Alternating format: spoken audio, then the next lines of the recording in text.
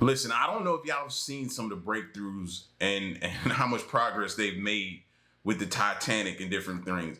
That whole 3D situation that they did, bro, my mind is still blown about that, bro. I went back to that video several times and looked at that 3D setup of the Titanic, bro. Mind blowing still. So I'm paying attention to everything now going forward. I already was, but it's enhanced now. So this video here is some rarely seen items recovered from the Titanic wreckage. Let's check this out. Well, it is a tragedy that continues to fascinate. After more than a century, the Titanic hitting an iceberg and sinking in April 1912. The wreckage was only discovered in 1985, and since then, more than 5,000 artefacts have been retrieved from the bottom of the Atlantic Ocean. Many of them are kept in a warehouse in the US state of Georgia. Our science editor Rebecca Morrell has been given rare access. Relics from the most famous maritime disaster in history. From parts of the ship to passengers' belongings. Everything here is a reminder of a tragedy at sea more than 100 years ago. I can't reveal the location of where I am. All I can say is that this warehouse is somewhere in Atlanta because what's inside here is incredibly precious. Thousands of items. Where in Atlanta? Like, that's a short drive. Why y'all want to keep that a secret? No. Go back. No. I need her to give me the information. Like me going back, gonna make her give me the information, but I need to hear that again. Reveal the location of where I am. All I can say is that this warehouse is somewhere in Atlanta because what's inside here is incredibly precious. Thousands of items recovered from the Titanic, and every single one of them tells a story. This is a really beautiful little fashionable bag, and it belonged to Marion Meanwell. She was a 63-year-old milliner, which means she did all the little detail work on hats and dresses. And she was traveling to the US to be with her daughter, who was recently widowed. Inside it was a medical card. All third-class passengers had to show they weren't bringing disease into the US, but it also reveals a twist of fate. What's really interesting is that we can see she was originally supposed to sail on the Majestic. She actually got rerouted onto Titanic. So unlucky. The Titanic sank in 1912 and lies at the bottom of the Atlantic. All of the items were recovered from a debris field that surrounds the wreck, where the contents of the ship spilled out as it split apart. Titanic was on her maiden voyage, travelling from Southampton to the US when she hit an iceberg. The ship, made from thousands of thick steel plates, was thought to be unsinkable. Now with that 3D mock-up and design, you might not be able to go down there and physically retrieve the stuff, but you'll be able to see the items up close that are down there. You know what I mean? Until we can get a safer way of getting explorers down there to retrieve items, or get technology down there to retrieve some more of the items and stuff that we can put in museums. But you could actually see some of the stuff through the details in the 3D mock-up, bro. It's so next level. These are rivets. They held each of the layers of the hull overlapping together to form the exterior structure. So there were over 3 million of these on the ship. There was a theory that they were using substandard materials. So maybe the rivets weren't made of the best material, for example. Yeah, there were high concentrates of slag in these, which is like a glass-like material that makes them maybe a little bit more brittle in the cold. But if one of the rivet heads popped off easier, then it could have allowed the seam to open up where the iceberg hit easier and made it bigger than it otherwise would have been. Some items also show how life on board differed for the social classes, from a sturdy and simple third-class cup to delicate and detailed china for first class. The items retrieved are put on display in exhibitions around the world. RMS Titanic Inc. have the only salvage rights to the ship. What do they say to those who think the wreck's a gravesite that should be left alone? Titanic is something that we want to respect, and we want to make sure that we're preserving the memory, because not everyone can go down to Titanic, not everyone can go to the ship, and we want to be able to bring that to the public. The company's latest expedition has identified more objects they'd like to bring back. Who knows what they'll find, and the tales each item may tell. Rebecca Morrell, BBC News, Atlanta, Georgia. So listen, in this next video here, man, this is when you hope history never repeats itself in these type of situations. Check this out. The lifestyle of some male homosexuals has triggered an epidemic of a rare form of cancer. Throughout human history, we have faced a relentless enemy, infectious diseases. These silent assassins have swept across populations, leaving devastation and despair in their wake. And the deaths kept coming and coming. From smallpox's disfiguring scars to the ongoing HIV/AIDS pandemic. People who, because they had been diagnosed, suddenly disappeared. And we all knew what that silence meant. Humanity has grappled with these invisible threats that have reshaped societies, claimed countless lives, and spurred significant advancements in medicine. So, what were the defining characteristics of these diseases, and how did they transform the societies they afflicted? We are checking out everything from deadly typhus to the disease which terrified the 1980s. Let's get into it.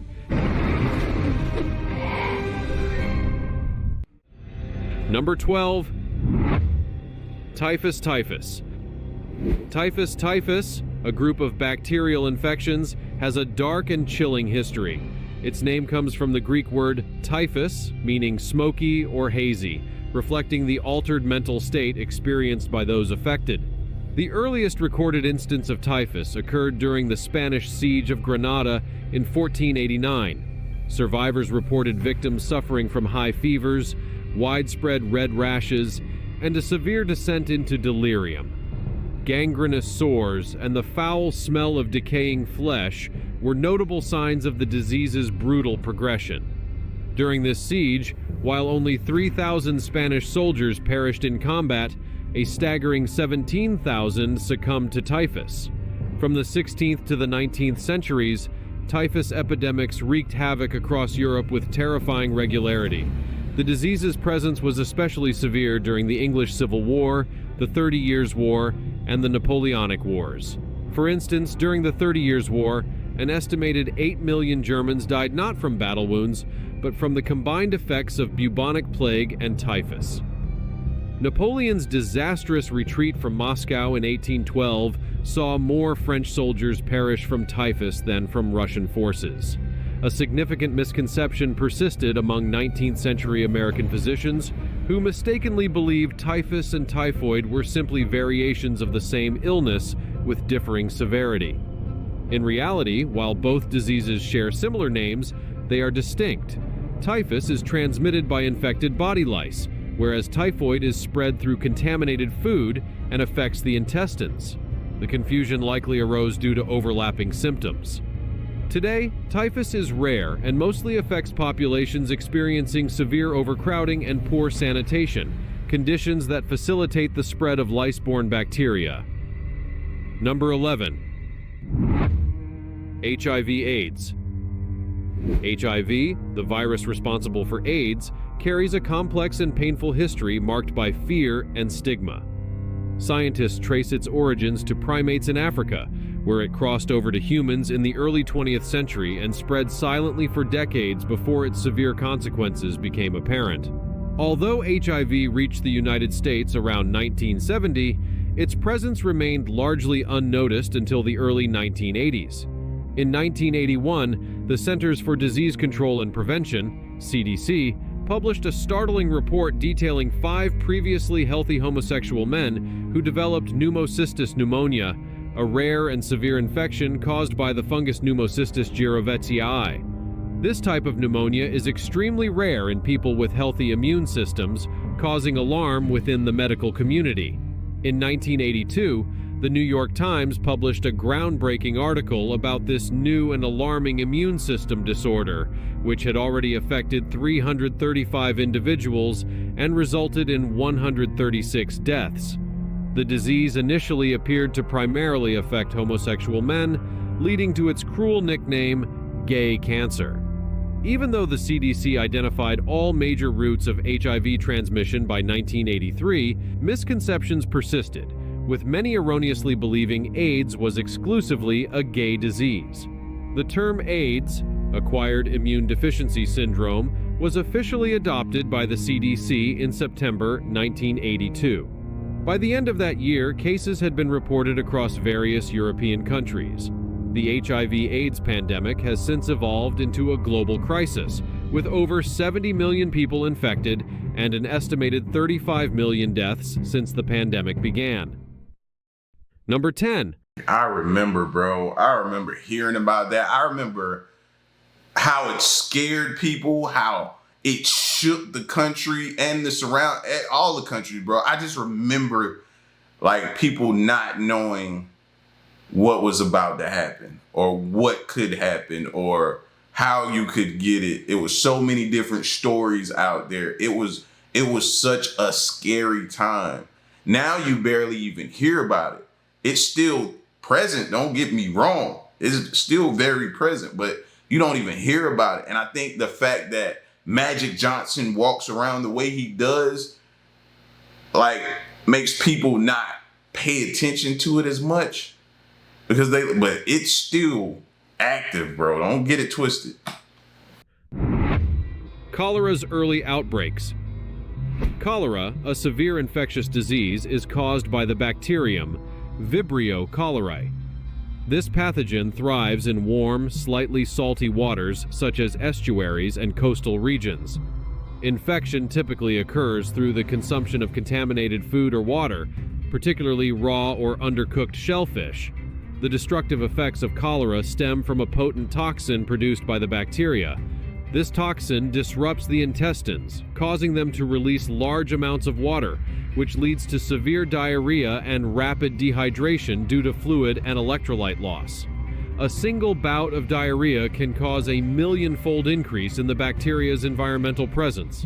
The first recorded outbreak of cholera appears in the writings of Gaspar Correa, a Portuguese historian. His book, Legendary India, describes a severe illness that struck the Ganges Delta in the spring of 1543. Known locally as Marixi, this disease killed within 8 hours of the onset of symptoms, with such a high fatality rate that communities struggled to bury the deceased.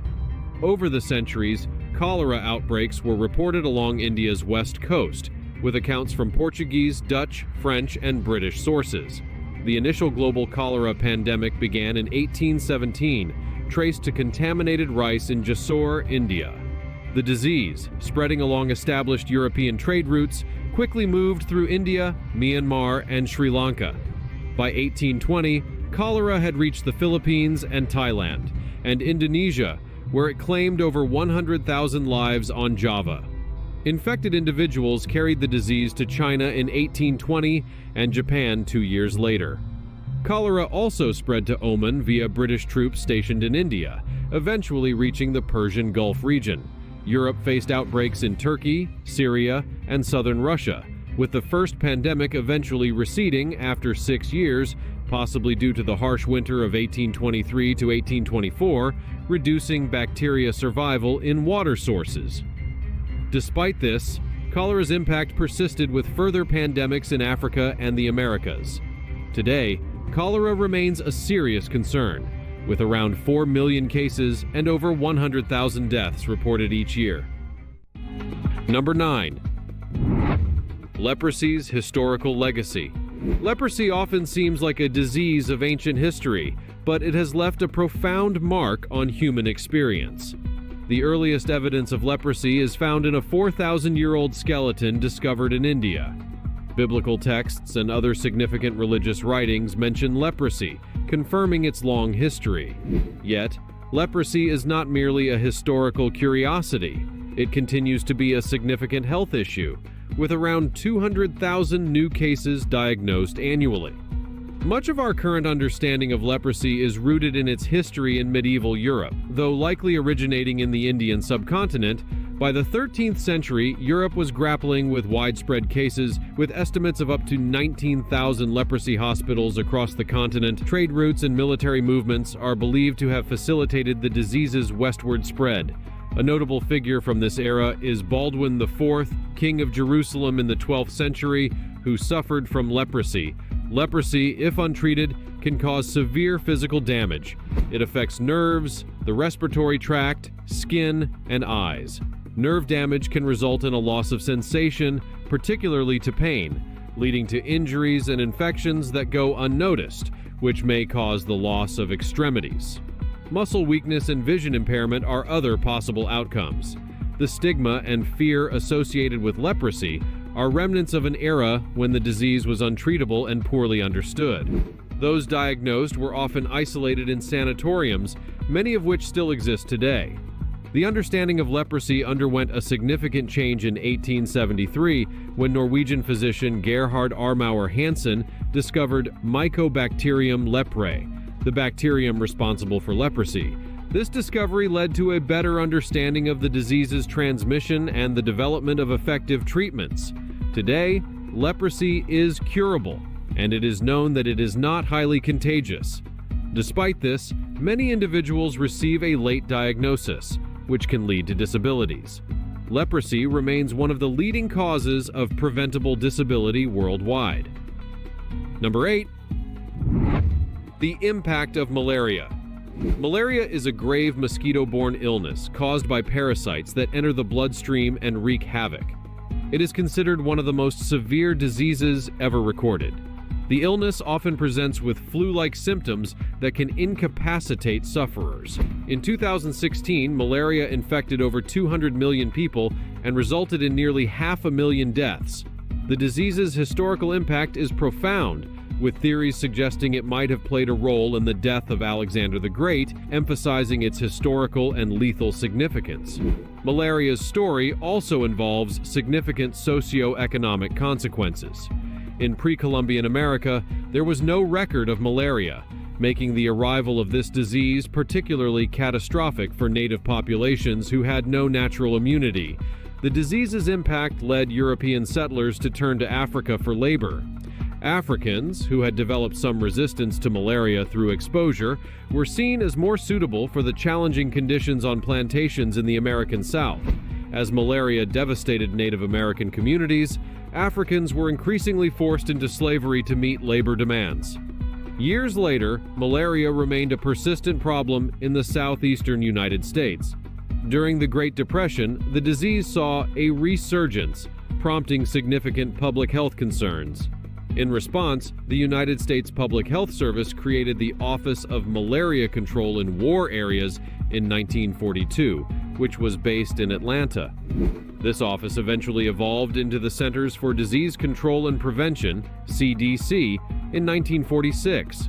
While efforts by this office likely helped eliminate malaria transmission in the U.S. by the early 1950s, there is ongoing debate about how much demographic and socio-economic factors contributed to the decline. Beyond its immediate impact, malaria research provided crucial insights into disease transmission, particularly the role of mosquitoes in spreading illnesses. This knowledge became fundamental to developing effective prevention and control measures. Number 7. That's why I hate mosquitoes, bro. If I get a mosquito, I always think about that. Like, please, I hope it didn't transfer something or spread something to me from somewhere else. Anybody else think like that? Like, and I don't know about y'all, but like, I like to go fishing. So like, if I go fishing, which I haven't been in a long time, but I would love to go. But when I go, oh, bro, I'm long sleeve shirt, sweatpants, socks. I'm layered up to make sure, because I know they're heavy around bodies of water and stuff like that. So, but yeah, I always think that getting bit by a mosquito. 7. The arrival and devastation of smallpox. When European explorers arrived in the Americas during the late 15th and early 16th centuries, they not only brought advanced weaponry, but also a deadly invisible foe, smallpox. This highly contagious virus, fatal in many cases, had a long and devastating history in Europe. Having lived in close proximity to domesticated animals and shared water sources, Europeans had developed some level of immunity to smallpox. However, this immunity did not extend to the indigenous populations of the Americas, who had never been exposed to such pathogens. Smallpox arrived in the Americas as early as 1520, alongside other diseases such as measles and influenza. The impact on Native American populations was catastrophic, with smallpox alone causing the deaths of up to 90% of the indigenous population in some regions. This death toll far exceeded the casualties from European warfare. Smallpox was not just lethal, It also caused severe disfigurement, leaving victims with oozing sores and scars. Survivors, now immune, were often tasked with caring for the afflicted, employing treatments ranging from herbal remedies and bloodletting to the peculiar practice of exposing patients to red objects. A more effective method called inoculation or variolation emerged over time. This technique involved using material from mild smallpox cases to induce a controlled infection in healthy individuals. Although variolation carried some risk, it was far less deadly than natural smallpox infections. The practice gradually led to the development of vaccination techniques. By 1980, thanks to extensive vaccination campaigns, smallpox was declared eradicated. It became the only disease to be completely eliminated from human populations. Today, the virus exists only in controlled research environments, a testament to the success of global vaccination efforts. Number 6. The legacy of disfiguring diseases. As we explore the devastating impact of historical diseases, we come across not only physical suffering, but also deep social and psychological effects.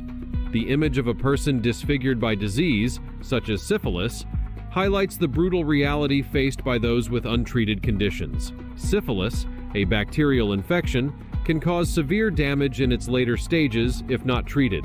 The visible signs of such diseases, from facial deformities to widespread skin lesions, carried a heavy social stigma.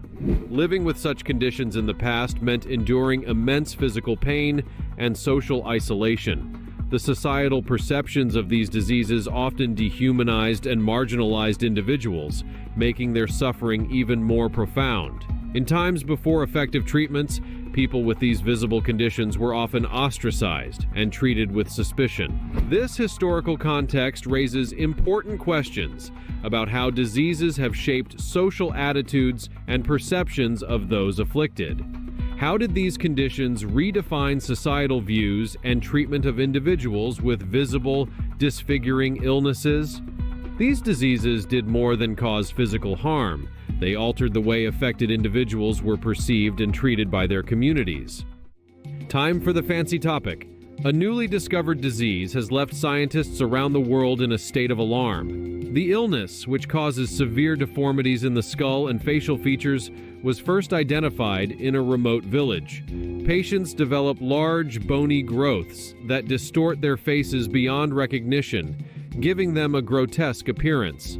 The disease progresses rapidly, with victims suffering intense pain as their bones reshape and thicken. Researchers have been scrambling to understand the origins and transmission of this terrifying condition. Early tests have ruled out known genetic disorders, leading experts to speculate that it may be caused by a previously unidentified virus or environmental factor. The affected village has been quarantined, but the disease's rapid spread has scientists concerned about a potential global outbreak. What could be causing such a horrifying condition, and how can it be stopped? Are there other hidden diseases waiting to emerge in our increasingly connected world? Let us know in the comments with the hashtag #FancyTopic. You know, and I feel like sometimes it's like we're just sitting around waiting for the next global outbreak. Like 2020, that's not that far away removed. Like, it just happened, bro. We just went through that. And like coming out of it, they were already talking like another one could be here soon or on the rise or any moment. Now, could they have been fear-mongering? Absolutely. But it still stayed in my brain, bro. And it's like, man, we just got through that. Remember what we went through? Number 5, the challenges of tuberculosis. Tuberculosis, commonly known as TB, is a chronic and potentially life-threatening respiratory infection that has been a persistent concern throughout human history. TB manifests in 2 distinct forms: latent tuberculosis and active tuberculosis. Latent tuberculosis remains inactive within the body, often kept under control by a healthy immune system. Remarkably, about 1/3 of the global population carries this dormant form, typically without any symptoms. However, if the immune system becomes compromised, latent tuberculosis can develop into active tuberculosis, which is much more severe. Active tuberculosis severely affects the lungs, causing symptoms such as persistent coughing, sharp chest pain, intense night sweats, and a loss of appetite. The historical impact of tuberculosis is profound. Evidence of TB bacteria has been found in ancient Egyptian mummies, indicating that the disease has plagued humans for over 6,000 years. The origins of tuberculosis are believed to trace back to the Neolithic period, approximately 10,000 years ago, when human societies shifted from hunting and gathering to agriculture and animal domestication. This transition likely facilitated the spread of the bacteria responsible for TB. During the 18th and 19th centuries, tuberculosis surged dramatically in rapidly industrializing Europe and North America. The disease, often referred to as consumption, became a leading cause of death in the Western world across all age groups. One particularly troubling method of transmission during this period was through contaminated milk. This issue led to the development of batch pasteurization, a process designed to kill tuberculosis bacteria in dairy products. The introduction of antibiotics in the mid-20th century marked a significant advancement in TB treatment, making the isolation of patients in sanatoriums less common. Despite these medical breakthroughs, tuberculosis remains a significant global health issue, particularly in regions with lower hygiene standards and high population densities. It is a leading cause of death among people with HIV and results in approximately 2 million deaths annually worldwide. The emergence of antibiotic-resistant strains of tuberculosis further complicates treatment, posing ongoing challenges for healthcare systems. Number 4, the legacy of polio. Today, polio is largely a thing of the past in developed countries, thanks to the groundbreaking efforts of Jonas Salk and his revolutionary polio vaccine. Before the advent of this vaccine, polio spread alarmingly easily, primarily through contact with an infected person's stool or via airborne droplets from coughs and sneezes. Although many polio infections were asymptomatic, the virus could cause severe health issues. In some cases, it attacked the brain and spinal cord, leading to meningitis or, in the most severe instances, paralysis. Polio's most notorious consequence was its ability to induce permanent paralysis in some patients. This paralysis, resulting from irreversible nerve damage, often confined victims to iron lungs for the remainder of their lives. Although some patients found limited mobility through portable ventilators, many remained dependent on the iconic iron lungs. The 1950s were marked by widespread fear of polio in American families. Parents, deeply concerned about the virus, implemented social distancing measures in an attempt to protect their children, though these measures proved largely ineffective. In the post-World War II era, polio exposed the vulnerabilities of American families, shattering the illusion of complete safety and control. Cities responded with extreme precautions, closing public pools, movie theaters, schools, and churches, and even turning to local radio broadcasts to reach congregations. The paranoia was so intense that some drivers in San Angelo avoided gas stations, fearing the virus could be transmitted through air. Medical professionals also felt the fear, with some diagnosing patients based on symptoms rather than using diagnostic tests to avoid the risk of infection. The most prominent figure affected by polio was former U.S. President Franklin D. Roosevelt. His struggle with the disease and his efforts to combat its stigma had a profound impact on public perceptions of paralytic diseases and disabilities, contributing to greater understanding and acceptance in society. Number 3.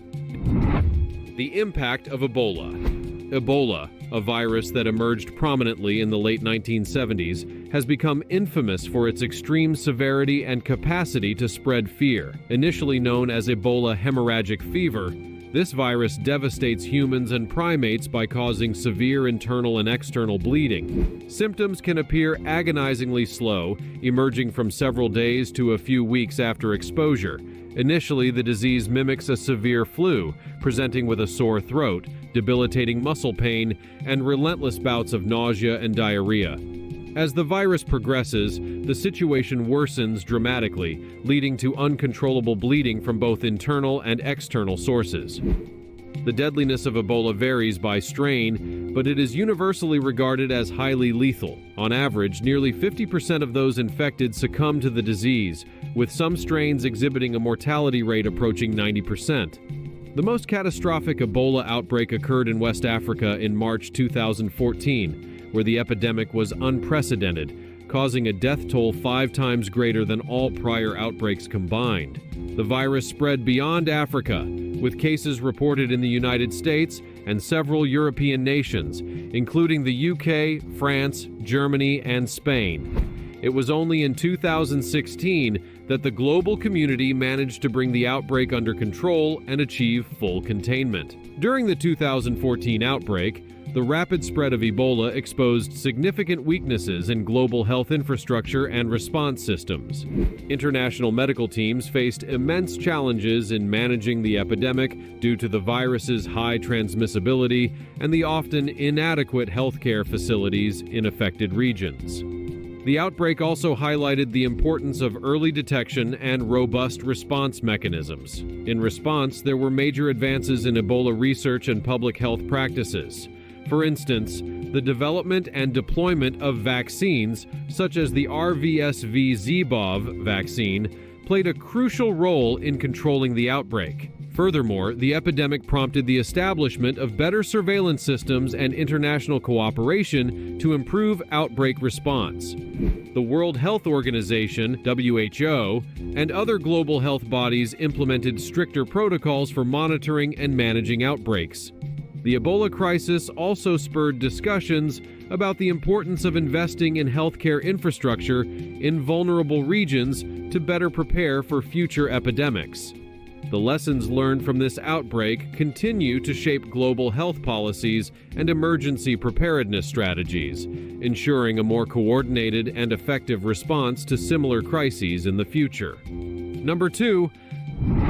The bubonic plague's devastation. In the 14th century, Europe was struck by a catastrophic event known as the bubonic plague, historically remembered as the Black Death. This epidemic was caused by the bacterium Yersinia pestis, transmitted by oriental rat fleas. These fleas traveled westward along the Silk Road and across the Mediterranean on ships, carrying the bacteria and spreading the plague.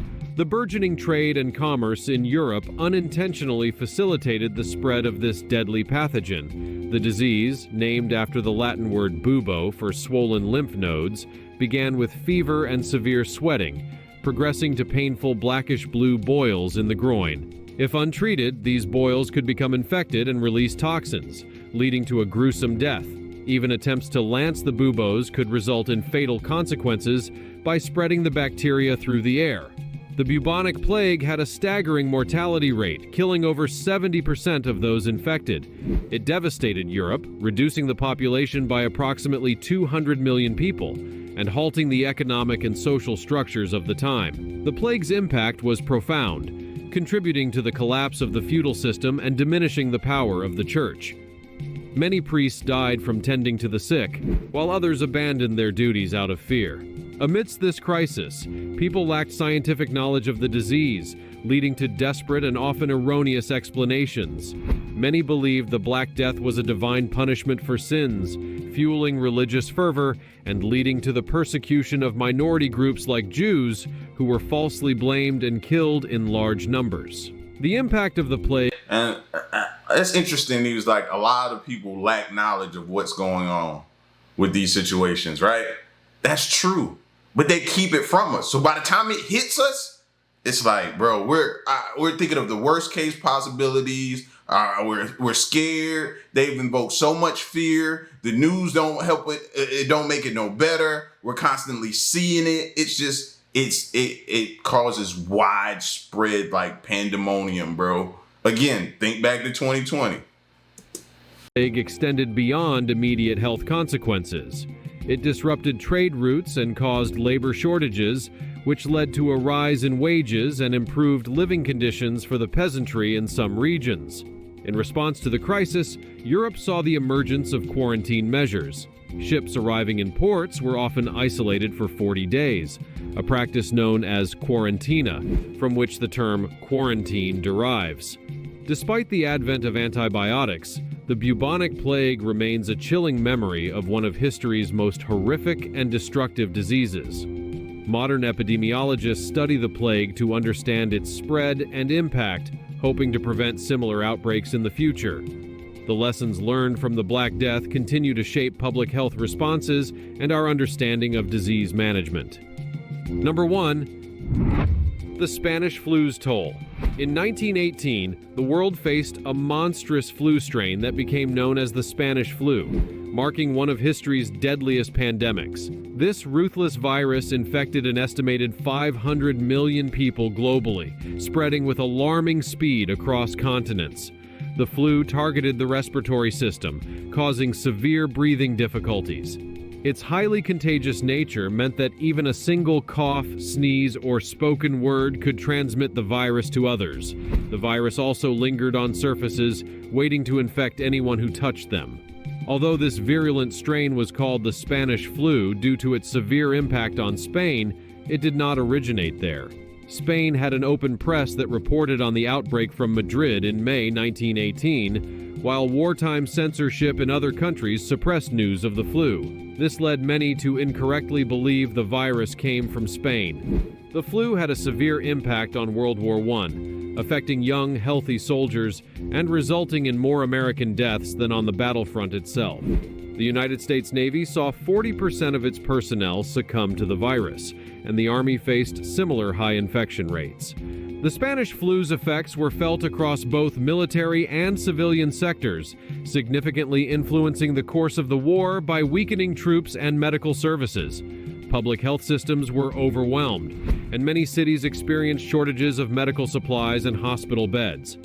Efforts to curb the spread included closing public places, canceling events, and even mandating the use of face masks, though adherence was inconsistent. Local authorities often imposed quarantine measures and limited public gatherings, but these strategies were only partially successful.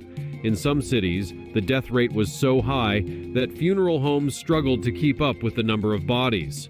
The flu disproportionately affected young, healthy adults, a stark contrast to typical flu strains that primarily impact the very young and elderly. With no effective cure available at the time, treatments like aspirin, newly introduced by Bayer in 1899, were used to manage symptoms. Unfortunately, the dosages prescribed up to 30 grams per day were later found to be toxic. The pandemic eventually subsided, but its impact on society was profound, influencing public health policy and vaccine development. It wasn't until the 1940s that the development of flu vaccines provided hope in combating this formidable disease. The Spanish flu remains a sobering reminder of the potential for pandemics to shape human history and public health. Do you think we will ever see the end to disease in humans?